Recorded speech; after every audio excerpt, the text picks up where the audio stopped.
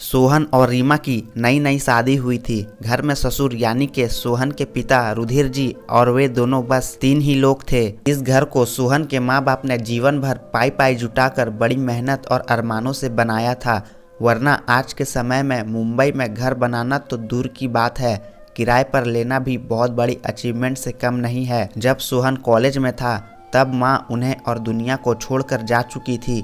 एक काम वाली बाई शंकु थी जो सुबह से लेकर शाम तक उनके घर का सारा काम करती थी। नई नई शादी हुई थी, इसीलिए शंकु बाई का दिन भर घर में रहना रीमा को अपनी प्राइवेसी में बाधा सा लगता था। इसीलिए अब शंकु बाई सुबह खाना बनाना, कपड़े और पोछा करने के बाद चली जाती और वापस शाम को आकर खाना बनाती। शंकु बाई की दोपहर की गैर हाजिरी से कई छोटे मोटे काम दिखाई देने लगे, जिसमें से ज्यादातर काम बिना कहे रुधिर जी ये सोचकर कर लिया करते कि बहू की मदद हो जाएगी, लेकिन बहू सोचती कि ससुर को औरतों के काम में दखल देने की आदत है। एक दिन मौका देखकर रीमा ने सोहन से कहा, क्यों ना हम बाबूजी को वृद्धा आश्रम में भेज दें, सिर्फ एक बार पैसा भरना पड़ेगा और उन्हें भी अपने उम्र के लोगों का साथ मिल जाएगा, हमें भी अपनी प्राइवेसी के बारे में ज़्यादा सोचना नहीं पड़ेगा। सोहन ने रीमा की बातों पर ज़्यादा ध्यान नहीं दिया।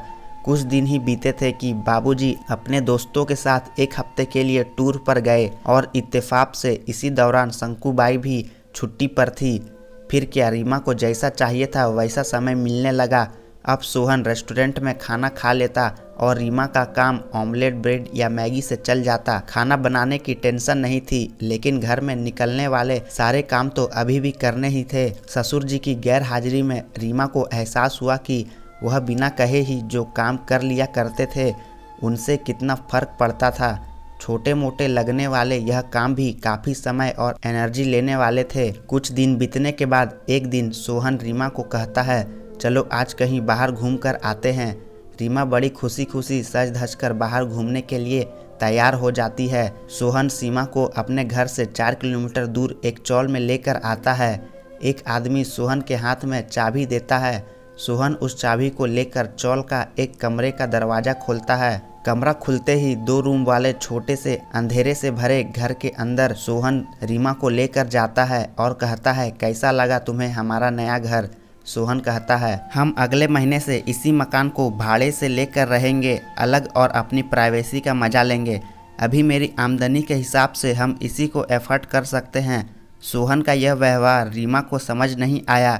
वह चौंकते हुए कहती है, हमारे पास अपना इतना बड़ा घर तो है, फिर क्यों हम भाड़े से रहेंगे? सोहन उसे टोकते हुए कहता है, सोच समझ कर बोला करो, वह घर हमारा नहीं है, वह माँ बाबूजी का घर है। तुम्हारे पास 1 महीना है सोचने के लिए कि तुम्हें आगे क्या करना है। दोनों वहाँ से वापस अपने घर लौट आते हैं। पूरे रास्ते रीमा के दिमाग में तरह तरह के विचार चल रहे थे। घर पहुँचते ही उसने सोहन से कहा, माना कि यह घर माँ बाबूजी का है, लेकिन क्या हमारा इस पर कोई हक नहीं है? सोहन ने कहा, बिल्कुल है, लेकिन माँ बाबूजी के बाद, जब तक वह हैं तब तक तो नहीं। अगर तुम्हें हक समझ में आता है तो तुम्हें जिम्मेदारियाँ भी समझ में आती होंगी। सिर्फ हक के बारे में सोचकर और अपनी जिम्मेदारियाँ भूलकर स्वार्थी होना क्या भला अच्छा होता है? रीमा के पास सोहन के इस सवाल का कोई जवाब नहीं था। वह सोचने लगी कि उसने अपने क्षणिक सुख के स्वार्थ के लिए इतने नीचे गिरकर ऐसी घटिया सोच अपने दिमाग में आने दी। उसे मन ही मन पछतावा होने लगा। रीमा सोहन से बोली, मुझे माफ़ कर दीजिए, मैं सच में स्वार्थी हो गई थी, मुझसे बहुत बड़ी गलती हो गई।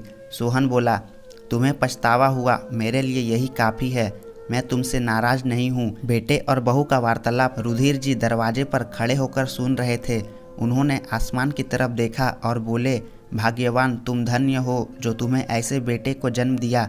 उन्होंने दरवाज़ा खटखटाया। बहू ने दरवाज़ा खोला तो उनके हाथों में पकड़ी थैली से गरम गरम समोसों की सुगंध उसको आने लगी। ससुर ने अपनी बहू से कहा, वो कोने वाले हलवाई के पास से लाया हूँ, तुम्हें बहुत पसंद है ना? रीमा को अपने ससुर के प्रति विचार और ससुर के उसके प्रति प्यार, उन दोनों का फर्क समझ में आते ही उसकी आंखों में पश्चाताप के आंसू और चेहरे पर अपने परिवार के प्यार के कारण मुस्कान आ गई।